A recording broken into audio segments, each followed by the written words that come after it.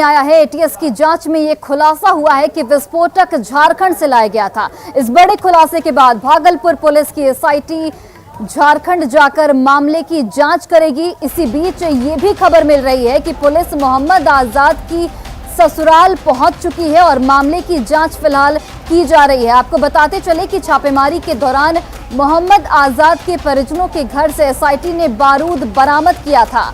बारूद pressure cooker में मिले थे। परिजनों के घर से बरामद बारूद का एसआईटी की टीम विस्फोटक से मिलान भी करने वाली है।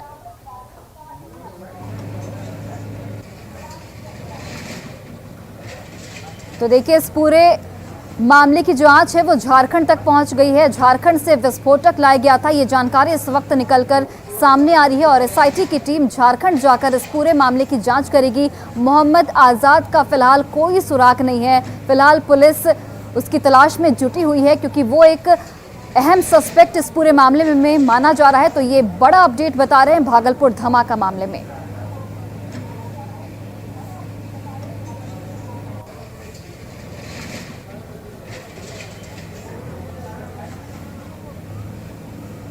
तो देखिए, झारखंड जाकर एसआईटी की टीम इस पूरे मामले की जांच करेगी।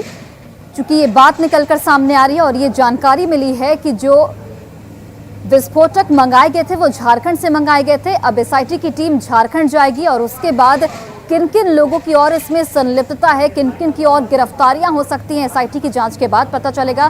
फिलहाल मोहम्मद आजाद फरार बताया जा रहा है, जो इस पूरे मामले का मुख्य सस्पेक्ट माना जा रहा है। तो एटीएस की जांच में ये बड़ा खुलासा हुआ है। झारखंड से भागलपुर लाया गया था विस्फोटक, ये अहम जानकारी आपको बता रहे हैं। और भागलपुर पुलिस की एसआईटी झारखंड जाकर इसकी जांच करेगी। झारखंड से भागलपुर लाया गया था विस्फोटक। भागलपुर पुलिस की टीम जो है एसआईटी झारखंड जाकर जांच करेगी। बरामद बारूद की जांच एफएसएल की टीम करेगी। भागलपुर की टीम विस्फोटक से प्रेशर कुकर में मिले बारूद का मिलान करेगी। मोहम्मद आजाद के परिजनों के घर से बारूद जो मिले हैं उसका मिलान किया जाएगा और मामले में एसआईटी ने मोहम्मद आजाद के परिजनों से भी पूछताछ की है। मोहम्मद आजाद की गिरफ्तारी भागलपुर पुलिस के लिए एक जारी है क्योंकि जो मुख्य अपराधी है मोहम्मद आजाद वो अभी तक फरार बताया जा रहा है। हालांकि मोहम्मद आजाद के जो ससुराल वाले हैं उनसे पूछताछ जारी है, लेकिन मोहम्मद आजाद इस वक्त फरार है और इस पूरे मामले की जो अब एक आंच है वो झारखंड तक पहुंच गई है। ये जानकारी निकलकर सामने आ रही है कि झारखंड से ही विस्फोटक लाया गया था और उसके बाद ये पूरा मामला सामने आया।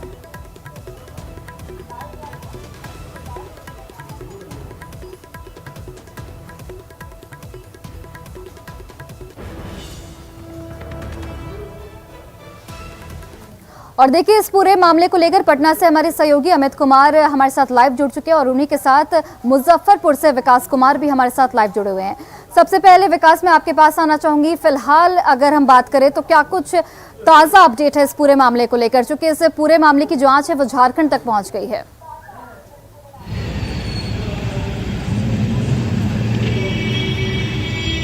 जी, मामले में जो है देर रात छापेमारी की गई थी। इसमें से जो सामने बात आई थी, भारी मात्रा में पुलिस ने विस्फोटक बरामद किया था, साथ ही प्रेशर कुकर जो है बरामद किया था। प्रेशर कुकर में जो है बम बनाने वाली सामग्री बरामद की गई थी, उसमें से विस्फोटक मिला था।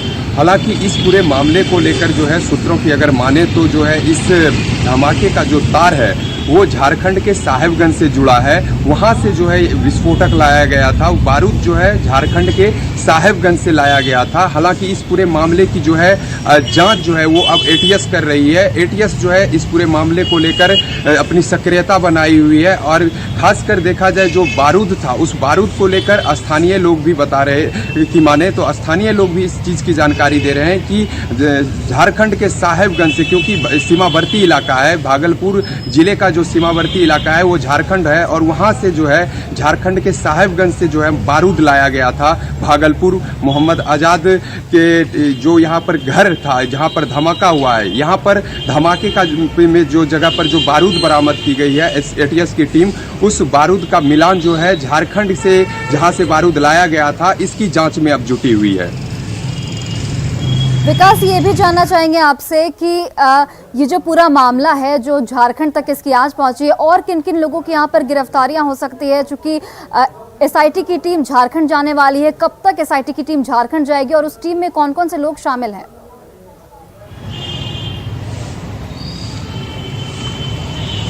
देखिए, पहले तो एसआईटी की टीम जो है वो गठित किया गया था। मोहम्मद आज़ाद के घर पर छापेमारी की गई थी। मोहम्मद आज़ाद घर से फरार था। उसके बाद मोहम्मद आज़ाद का जो है ससुराल मुजफ्फरपुर जो है एसआईटी की टीम पहुंची थी। वहां से भी पुलिस को खाली लौटना पड़ा है।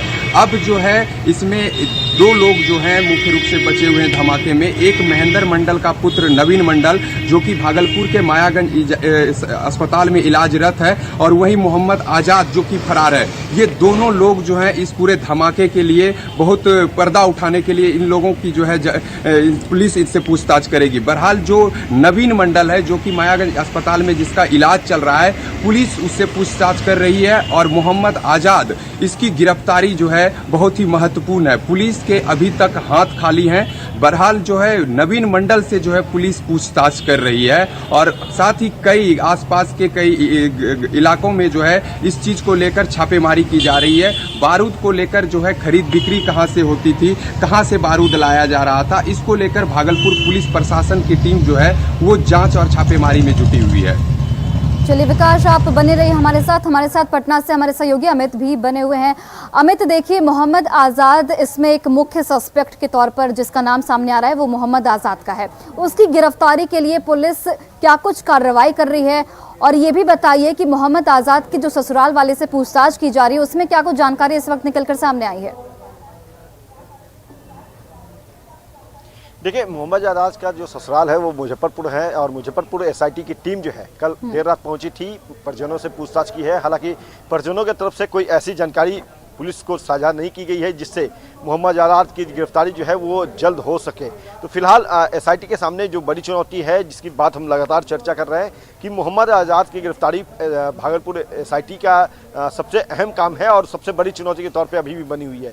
जहां तक बात रही इस पूरे कॉन्स्पिरेसी में, तो मोहम्मद आज़ाद को लेकर के कुछ दिनों पहले तक ये माना जा रहा था कि सिर्फ मकान उसका है, लेकिन जब न्यूज़ 18 की पड़ताल हुई तो एसएसपी ने अपने बयान में ये कहा कि मोहम्मद आज़ाद मुख्य कॉन्स्पिरेटर है और उनके संलिप्तता जो है वो इस विस्फोट से जुड़ा हुआ मामले में है। तो अब ये बात भी सामने आ गई कि ये जो विस्फोटक है वो झारखंड के साहेबगंज से लाया गया था, और वहाँ से किस तरह से लाया गया, कौन सप्लायर है, तो उसकी तमाम कड़ियों को खंगालने के लिए एसआईटी की टीम और एटीएस की टीम जो साहिबगंज जल्द जाने वाली है। जैसे कि हमारी बात हुई है, मुजफ्फरपुर के एसएसपी हों या डीआईजी, सभी जो हैं वो इस बात की पुष्टि कर रहे हैं कि एसआईटी जहां भी जरूरत पड़ेगी वो जाएगी। कड़ियों को जोड़ने का जो काम है वो एसआईटी की तरफ से होगा, और एटीएस भी चूंकि इस पूरे मामले में जाँच कर रही है, अनुसंधान कर रही है। तो ऐसे में अब पुलिस मुख्यालय से जैसे ही एटीएस को निर्देश जारी होगा कि आप जा सकते हैं, अगर जरूरत है तो झारखंड जाकर के भी जांच कीजिए साहिबगंज, तो वो साहिबगंज एटीएस की टीम जाएगी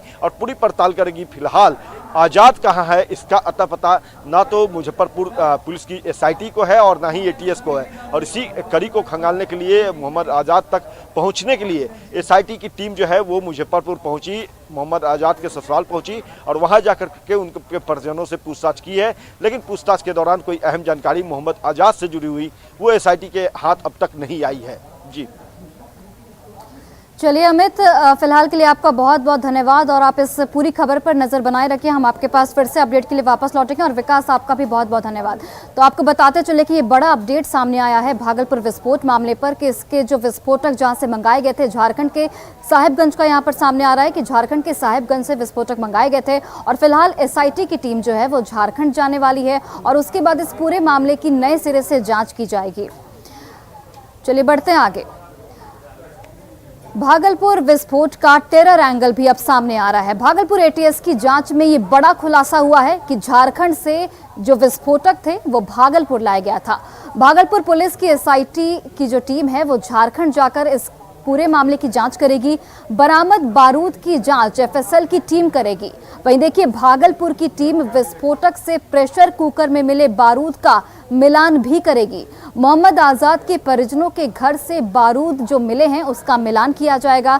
इसके अलावा मामले में आज़ाद के परिजनों से पूछताछ भी की। मोहम्मद आज़ाद की गिरफ्तारी को लेकर पूछताछ की जा रही है और भागलपुर पुलिस के लिए मोहम्मद आजाद की गिरफ्तारी के लिए बड़ी चुनौती है। अब चलिए आपको बताते चले कि विस्फोटक स्थल से महज 20 मीटर की दूरी पर घर से क्या क्या बरामद हुआ है वो भी आपको बताते हैं। अशोक मंडल और धनंजय मंडल के घर में छापेमारी हुई। इस छापेमारी में घर से बम बनाने का सामान और विस्फोटक बरामद किया गया। 3 प्रकार के बारूद, चूना, कील, पतली रस्सी यहां पर बरामद की गई। छापेमारी में रंगीन मिट्टी, प्रेशर कुकर भी बरामद किया गया। इसके अलावा एटीएस और एफएसएल की टीम फिलहाल इस पूरे मामले की जांच कर रही है। विस्फोट स्थल से 20 मीटर दूर है अशोक मंडल का घर, जहां से इन सभी चीजों की बरामदगी हुई है। अशोक मंडल और धनंजय मंडल के घर में ताले लगे थे और फिलहाल इन दोनों की तलाश में पुलिस जुटी हुई है। अब देखिए यहाँ पर इस पूरे मामले को लेकर सवाल उठता है कि कहाँ है मोहम्मद आजाद, क्योंकि ये एक मुख्य सस्पेक्ट माना जा रहा है इस पूरे मामले को लेकर और पुलिस के हाथ अभी तक खाली हैं। धमाके के बाद से फरार है मोहम्मद आजाद और मोहम्मद आजाद के घर में ही आपको बताते चले कि विस्फोट हुआ था। मोहम्मद आजाद ने लीलावती को ये जो मकान है किराए पर दिया था। एसएसपी बाबूराम ने मोहम्मद आजाद का नाम भी उनसे पूछताछ में लिया है। विस्फोटक के कारोबार में सीधे तौर पर मोहम्मद आजाद शामिल था। जो पुलिस की ओर से जानकारी निकलकर सामने आ रही उसके मुताबिक मोहम्मद आजाद की गिरफ्तारी के बाद कई बड़े खुलासे इस पूरे मामले को लेकर हो सकते हैं। अब देखिए इस पूरे मामले को लेकर कई सवाल भी न्यूज़ 18 लगातार खड़े कर रहा है। सवाल उठता है कि क्या प्रेशर कुकर बम से ये पूरा धमाका हुआ है, क्योंकि जिस तरीके से धमाका था वो बेहद ही गंभीर था और बहुत ही भयानक था। क्या ब्लास्ट का कोई आतंकी कनेक्शन भी यहाँ पर है, ये एक अहम सवाल है और इसी पूरे मामले को लेकर एटीएस की टीम भी इस पूरे मामले में जांच कर रही है। क्या मोहम्मद आजाद कई राज खोलेगा, क्योंकि मोहम्मद आजाद प्राइम सस्पेक्ट है इस पूरे मामले में। और सबसे अहम और सबसे बड़ा सवाल ये कि कब आखिर होगी मोहम्मद आजाद की गिरफ्तारी।